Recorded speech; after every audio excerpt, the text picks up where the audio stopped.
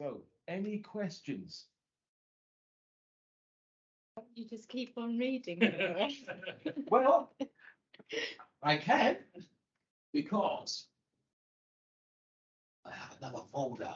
So, we've got any questions about that collection? Well, just knowing your work generally, but also it's apparent in that collection as well, or at least from the stuff that you've read out there. How important is it, as you part of your writing process, to adopt persona?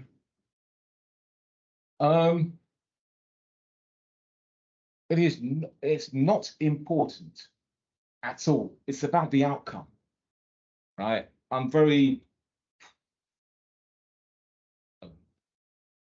focused on the outcome. So it's what angle do I need to take to get it over the line? So I've got a poem, for instance, about my daughter called 5 Years of Anger and 500 Words.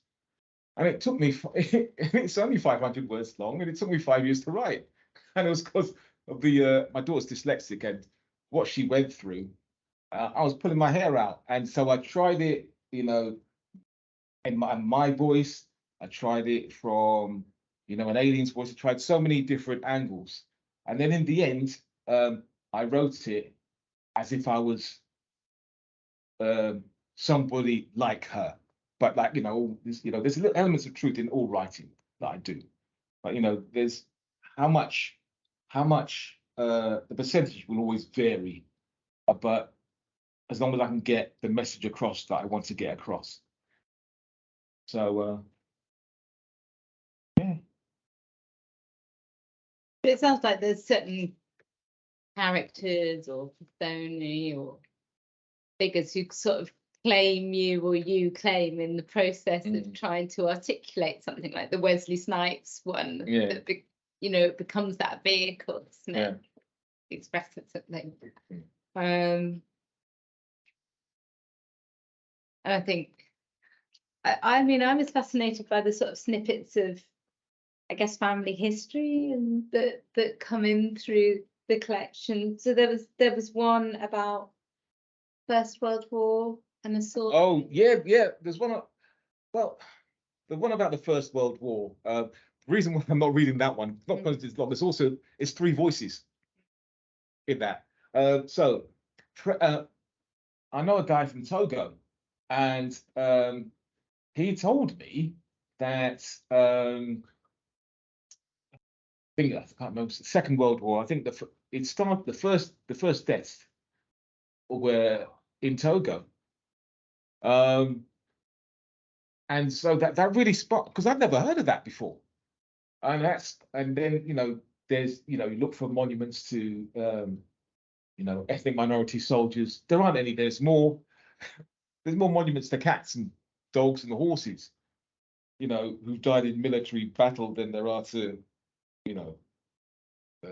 people from black ethnic minorities who fought for Britain.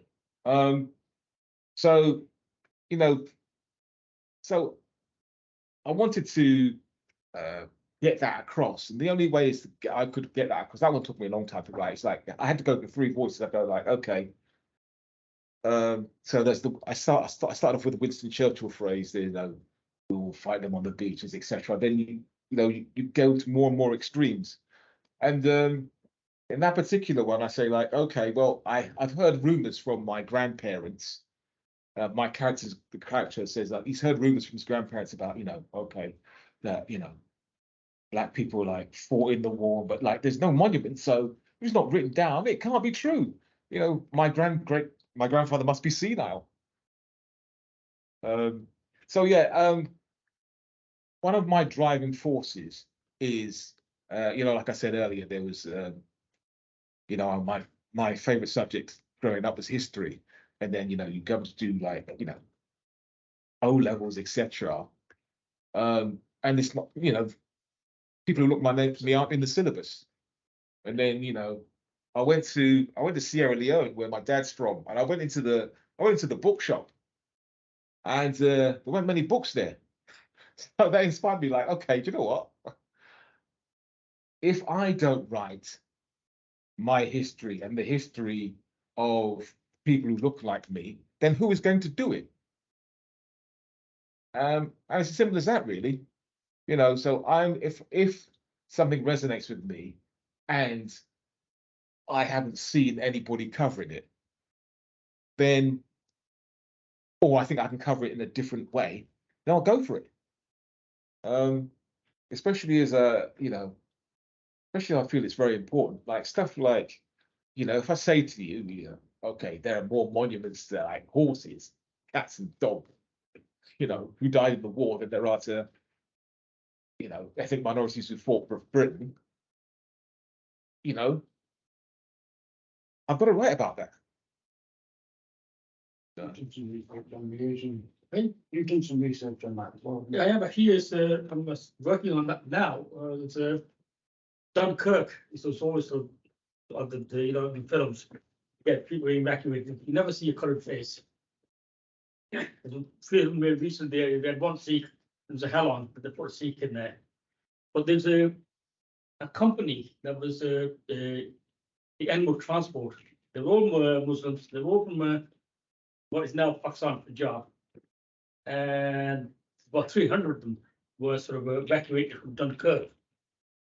Now, when they were evacuated, what happened was they decided, Churchill had decided he was going to invade Norway, go to Europe via Norway. So he sent these over to Ken Gomes, Spain. And because they were Muslims, they didn't drink. And because of the Asian thing, the strong family, they got right out of the community. And about 15 of them died in training. And there's still a graveyard there. They've got a museum and pristine condition. I only saw it through watching one of the programs, and the research. Apparently, the book done, and they're doing another book.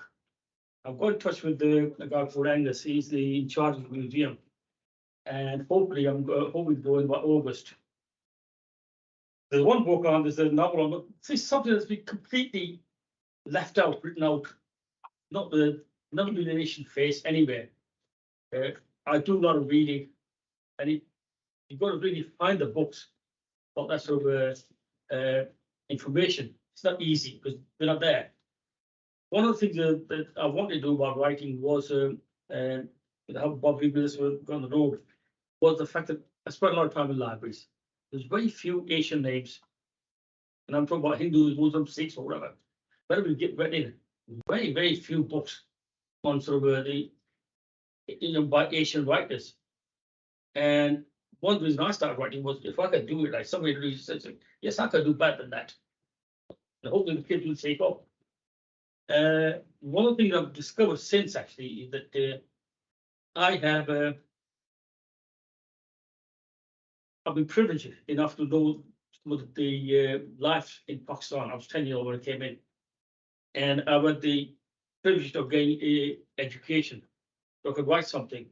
There are people who have the experience but no education. People who have education have no experience. The kids born here, they're highly educated, but they have no experience back home. So they can't combine the two together. So hopefully what we do is do that. This is really working on a few things with these projects. But the other problem I have, right, is that our confirmation family, and especially from the Pakistani Asians and the Muslims, right, writing doesn't go too well, right? So if something happens, you got to drop everything, concentrate on that. And the example is now my older brother wanted to go to Mecca. He couldn't do that because the quota from England was full. So he's found a way, right? We're getting Pakistani passport using Pakistani quota. And he only discovered that about 5 days ago, tried to drop everything, running around, sorting that out. Yesterday, we got to see all the relatives because you're supposed to forgive and forget right before you go. So left at 10 o'clock in the morning, came back about 10:30 at night. Spent all day in the car going Dewsbury, Bradford, Oldham. But that's what thing you do that and say, well, yeah, you can write later. Drop that. Yeah.